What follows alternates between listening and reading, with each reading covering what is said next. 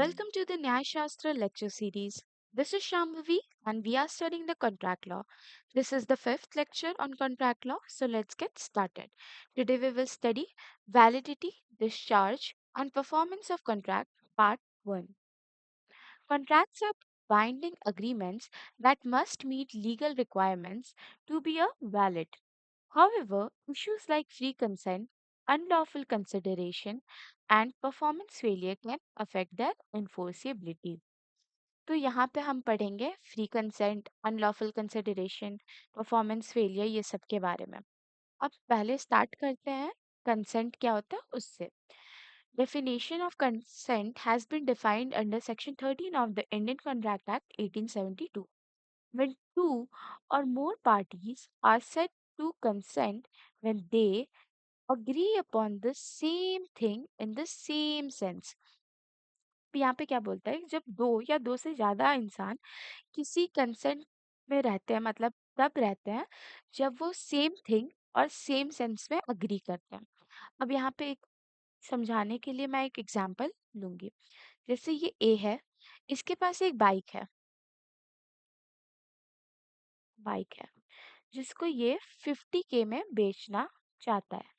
इसने ऑफर किया ये बी को और बी ने ये एक्सेप्ट कर लिया और वो 50,000 में उसे लेने को रेडी है।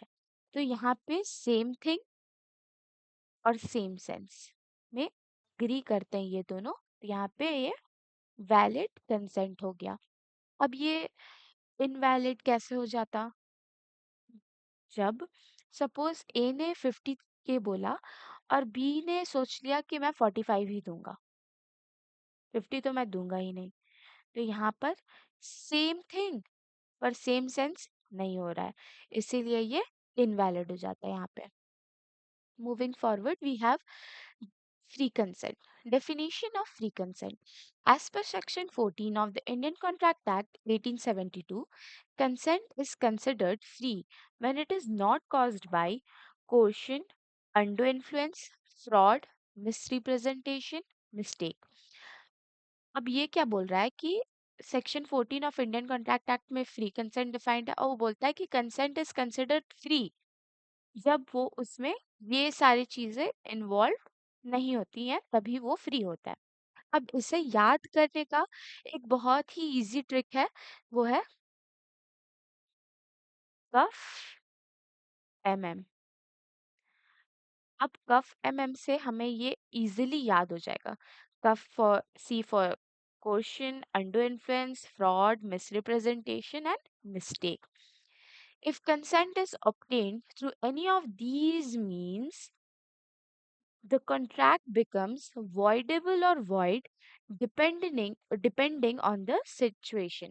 अब voidable और void में भी मैं डिफरेंस बता देती हूँ। void वो होता है जो शुरू से ही invalid होता है, invalid from start, ठीक।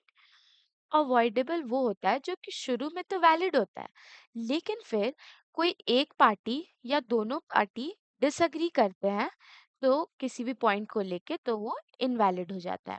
अब सपोज इसमें भी मैं एग्जांपल वो पहले वाला ही लूंगी, ए और बी वाला ही, जिसमें ए के पास एक बाइक था और ए उसे 50K में सेल करना चाहता था।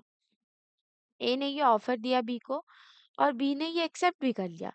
बट द थिंग वाज कि बी का कंसेंट था कि वो उसे 45K ही देगा। तो जब तक ये एक्सेप्ट करता है तब तक तो ये वैलिड कॉन्ट्रैक्ट था। पर जैसे ही ये इनके सेंस में डिफरेंस आता है, क्योंकि ये इसका कहना था कि मैं 50K लूंगा और इसका कहना था कि मैं 45 ही दूंगा, तो यहाँ पे ये वॉइडेबल हो जाएगा। मतलब वो पहले वैलिड था, बाद में वो इनवैलिड हो जाता है किसी भी एक पार्टी के डिसएग्री करने से। अगर भी बोलेगा कि मैं 45 दो, तो ये बोल देगा मुझे बेचना ही नहीं है, तो वो वॉइडेबल हो जाएगा यहाँ पे। अब आता है पहला हमारा कफ एमएम में coercion. Coercion means forcing someone to enter contract through threats, violence और इलीगल मीन्स। क्वेश्चन का मतलब क्या होता है कि किसी को फोर्स करना है कॉन्ट्रैक्ट में जाने के लिए। सपोज किसी के सर पे बंदूक रख देना है कि करोगे तो ही ठीक है, तो वो यहाँ पे हो जाएगा कि एक थ्रेट के थ्रू, मतलब forcing someone to do something. Gun point पे रख के अगर मैं किसी से अब उसकी प्रॉपर्टी का पेपर ले लेती हूँ, तो फिर वो क्वेश्चन के अंदर आएगा, जो कि उस चीज को वॉइडेबल बनाएगा। वॉइडेबल क्यों? क्योंकि अगर वो साइन कर देता है तब तक तो वो वैलिड है, लेकिन जो साइन करता है कि उसके ओपिनियन में तो वो हमेशा से ही वॉइडेबल होगा, क्योंकि उसकी वो इच्छा नहीं थी। अब यहाँ पे एक एग्जाम्पल है, A threatens B to sign a contract at gunpoint. This contract is voidable at B's option. ठीक। अब यहाँ पे एक केस लॉ है, चिक्कम अमीराजू वर्सेस शेषमा। अब इस केस में क्या हुआ था ना, कि एक हस्बैंड वाइफ थे, हस्बैंड और ये वाइफ हमारी। ठीक। अब हस्बैंड ने अपनी प्रॉपर्टी, एक फार्म थी, वो अपनी वाइफ के नाम पे कर दिया। ये हमारा एच, ये हमारी डब्ल्यू। ठीक। अब कुछ महीनों के बाद जब ये मर जाता है, तो और जितने फैमिली के सदस्य थे उनका कहना था कि इनकी जो वाइफ थी, उन्होंने कोर्शन के थ्रू अपने हस्बैंड से वो प्लॉट को अपने नाम पे करवाया था। तो फिर इसमें यहाँ पे जजमेंट ये आता है कि वो वॉइडेबल हो जाएगा और वो जो प्लॉट था वो इनके नाम से हट जाएगा। क्यों? क्योंकि ये कोर्शन के थ्रू इसे कंसेंट ली थी। तो यही देख लेते हैं, person threatened by his wife and son to sign a release deed. The court ruled contract as voidable due to coercion. Undue influence. Second का फेमिन का सी यू। ठीक। तो डेफिनेशन इसका है, when one party uses their position of power over another to obtain an unfair advantage in contract. अब यहाँ पे एक एग्जांपल दिया, a doctor pressuring an ill patient to transfer property to him. मतलब यहाँ पे बोल रहा है कि कोई हायर पोजीशन पे है अगर, तो वो अपने पोजीशन का इस्तेमाल करके किसी का अगर कंसेंट लेता है, तो और कॉन्ट्रैक्ट कर लेता है, तो वो एक वॉइडेबल कॉन्ट्रैक्ट हो जाएगा, क्योंकि वो वहां पे अनडू इन्फ्लुएंस यूज होता है। अब सपोज एक एग्जांपल लेते हैं, ए एक स्कूल का प्रिंसिपल है और उसके अंदर बहुत सारे टीचर हैं, सपोज B C D। ठीक। अब ए ने अपनी एक फर्म खोली है, सपोज ट्यूशन क्लासेस है। ठीक। अब ए ने इन टीचर्स को बोला कि तुम लोग मेरे ट्यूशन क्लासेस का पार्ट बन जाओ, टीचर वहां पे भी टीच करो तुम लोग। ठीक। अब इनका कहना था कि मुझे नहीं पढ़ाना है, तो इन्होंने इन्हें धमकी दिया कि अगर तुम नहीं पढ़ाओगे तो मैं तुम्हें यहाँ से भी निकलवा दूंगा। तो ये अंडर प्रेशर में आकर के अग्री कर जाते हैं कि ठीक है भाई, मैं ट्यूशन पढ़ा लूंगा। तो यही यहाँ पे है अनडू इन्फ्लुएंस, कोई अपना पावर को यूज करके अनफेयर एडवांटेज ले रहा है उसका। अब यहाँ पे भी एक केस लॉ है, Rani Annapurna versus Swaminathan. A spiritual guru took money from a disciple by exploiting religious influence. The court ruled the contract was obtained through undue influence. अब है यहाँ पे fraud, intention intentional deception to persuade someone into a contract, selling fake gold jewelry by claiming it is real। मतलब यहाँ पे fraud में वही होता है कि किसी चीज को दिखाना कि वो कुछ और है। जैसे यहाँ पे इस एग्जाम्पल में दिया गया, ए ने बताया बी को कि मेरे पास कुछ ज्वेलरी सेट्स हैं, तुम वो खरीदोगे क्या, मैं उसे सस्ते में बेच दूंगा। बी उसको लगता है कि भाई सस्ते में दे रहा है, सोना का तो दाम बढ़ेगा ही, तो वो उसे खरीद लेता है। पर खरीदने के बाद इसको पता चलता है कि ये सोना तो नकली था, रोल्ड गोल्ड के था। तो यही यहाँ पे है फ्रॉड, कि ए ने बी के साथ फ्रॉड किया। अब यहाँ पे भी एक केस है, R versus licence. A company misrepresented financial statement to attract investor. यहाँ पे क्या होता है ना, कि एक कंपनी होता है, ठीक है। अब इसमें क्या होता है कि कंपनी के ओनर ने अपने शेयर्स को मिस रिप्रेजेंट किया, कि हाँ देखो हमारे पास तो इतने शेयर्स हैं, इतने इन्वेस्टर्स हैं। जितने भी फाइनेंशियल स्टेटमेंट्स थे उसको मिस रिप्रेजेंट करता है, यहाँ पे फ्रॉड करता है। ठीक। मिस रिप्रेजेंट करता है कि अ, इतना है मेरे पास कि विजिटर्स उसमें अट्रैक्ट हो जाए और इसमें इन्वेस्ट करें। तो यहाँ पे which is considered fraudulent misrepresentation, क्योंकि यहाँ पे इसने जो झूठ बोल के लाया ना, फ्रॉड करके इन्हें अट्रैक्ट किया इसने, तो यहाँ पे वो फ्रॉडुलेंट मिसरिप्रेजेंटेशन का केस लगेगा उसके ऊपर। नाउ वी हैव मिसरिप्रेजेंटेशन जो कि सेक्शन 18 में डिफाइंड है। Making an innocent but false statement that includes another party to enter into a contract. Seller incorrectly tells a buyer that a car is brand new when it is actually second hand. अब यहाँ पे क्या बोल रहा है कि जैसे suppose यहाँ पे एक आम है। अब ये आम को इसने ये पूरा राइपन आम है, मतलब पूरा एकदम पका हुआ है, इसमें थोड़े दिन में अब कीड़े हो जाएंगे। अब इसने इसमें कलर कर दिया ग्रीन कि भाई ये तो कच्चा आम है जो थोड़ा पल्पी हो गया है। तो यहाँ पे ये आम को ये मिस रिप्रेजेंट कर रहा है।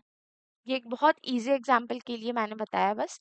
बाकी यहाँ पे भी जो एग्जांपल है, a seller incorrectly tells a buyer that a car is brand new when it is actually second hand. अब यहाँ पे भी एक केस लॉ है, डेरी वर्सेस पीक।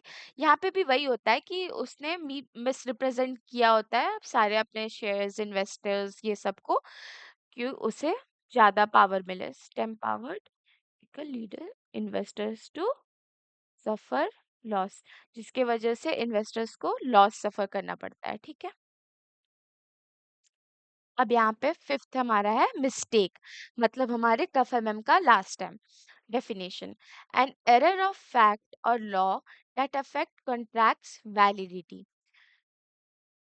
अब यहाँ पे टाइप्स ऑफ मिस्टेक है, बाइलैटरल मिस्टेक जो कि होता है वॉइड कॉन्ट्रैक्ट। अब वॉइड क्या होता है, मैंने पहले ही बताया, जो शुरू से ही इनवैलिड होता है। Both the parties are mistaken about a key fact. अब सपोज यहाँ पे एक प्लॉट है जो एक के पास है और ये ए को ट्रांसफर किया गया है और ये बी को बेचना चाहता है। अब ए को नहीं पता है कि ये प्लॉट जनरल है या फिर किसी से हड़पा गया है या कुछ भी, उससे नहीं आइडिया है। उससे तो बस पता है कि ये मेरे नाम पे कर दिया गया है।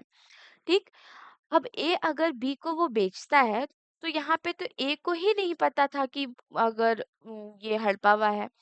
तो यहाँ पे दोनों मिस्टेक ऑफ फैक्ट में है कि पता है, नॉलेज ही नहीं था उस चीज के बारे में। तो यही यहाँ पे बोला गया है, bilateral mistake, void contract, both parties are mistaken about a key fact. Key fact यहाँ पे क्या हो गया कि वो जमीन हड़पा हुआ था। Sale on non existent goods, suppose जैसे ये हड़पा हुआ तो ये ऑलरेडी किसी के द्वारा ओन्ड किया गया होगा ना। तो फिर यहाँ पे ए को लग रहा है कि ओनर ये है और ये बी को बेचने जा रहा है, पर एक्चुअल ओनर यहाँ पे सी है। तो यहाँ पे मिस्टेक ऑफ फैक्ट है दोनों के बीच में। Unilateral mistake, that is valid contract. One party is mistaken and the contract remains enforceable unless fraud is involved. अब suppose A ने एक गाड़ी बेचना था 50K में बी को, ठीक, बी ने अग्री कर दिया, पर बी ने उससे सुनने में थोड़ा गलती हो गया और उसने सुना कि 45K में ही वो दे रहा है। तो यहाँ पे ये बी अग्री तो कर जाता है तो वो वैलिड कॉन्ट्रैक्ट हो जाता है। लेकिन one party is mistaken by the contract and the contract remains enforceable unless fraud is involved. ठीक, अब यहाँ पे एक केस लॉ है, Bell versus Lever Bros limited. अब ये क्या होता है ना कि एक सोप की कंपनी होती है, ठीक, और इसमें बेल जो होता है वो चेयरमैन बनता है। अब बेल को इन्होंने अराउंड 50,000 पाउंड्स देने को बात करते हैं, क्योंकि इसकी जो जॉब की कॉन्ट्रैक्ट थी उसे ये कैंसिल कर रहे होते हैं ड्यू टू सम रीजन। लेकिन बाद में इन्हें पता चलता है कि बेल जो था वो अ, बेल जो था उसने बहुत सारे मिसकंडक्ट किए थे, जिसके वजह से उसे बिना ये कंपनसेशन के भी निकाल सकती थी कंपनी। तो यही यहाँ पे होता है कि वो मिस्टेक ऑफ फैक्ट में ही रह गए थे, द कंपनी भी और बेल भी। The court ruled that the contract is not void just because one party made a mistake unless it was essential to the agreement. ठीक है, तो फिर that's all for this video. We will continue in the next lecture. Thank you.